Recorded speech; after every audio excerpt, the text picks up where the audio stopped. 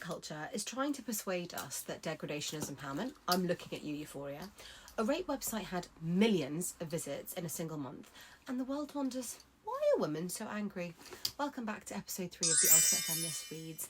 I'm a criminal barrister with an unhealthy obsession with feminist non-fiction and all things witches. Let me introduce you to the matriarch, Angela Davis. Now, in Women, Race and Class, she dismantles the idea that feminism can ever work if it ignores race. It's mandatory reading for intersectional feminist theory from 1981, and to be honest, all of her work is absolutely critical. In episode 1 of this series, an amazing academic called Jamina recommended Rita Segato for decolonial feminist insight from the global south. You know I ordered that book straight away. And in The War Against Women, she argues that violence against us is often performative, proving masculinity to others and asserting dominance over female bodies. Once you read this book, headlines genuinely look different. Natasha Walter has been one of my favourite authors since Living Dolls, and her latest book, Feminism for a World on Fire, has just been published.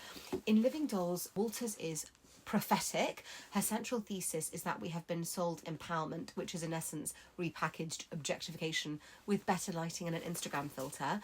This is much more urgent considering authoritarian states, online misogyny and climate breakdown. And there's this pressure to lean in, which is a phrase I can't bear because, darling, I can't lean, I'm bearing the weight of the male gaze.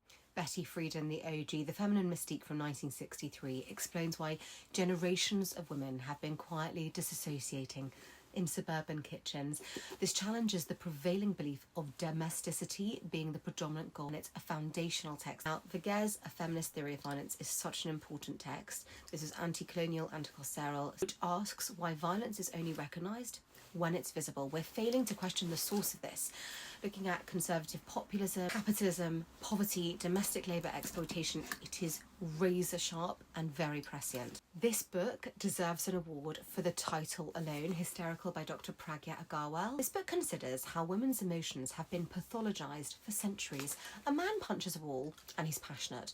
A woman raises her voice once and she's unfit to speak.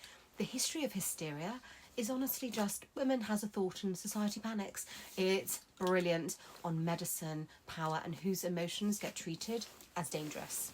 And finally, Roxane Gay, Bad Feminist. The culture we consume becomes inextricably linked to who we are, and this is for every woman who has ever thought, I want to be a feminist and I also want to watch reality TV and be left alone. It is in the format of a stream of consciousness essays, and it's excoriating and funny and self-aware and deeply intelligent. Do come back for part 4.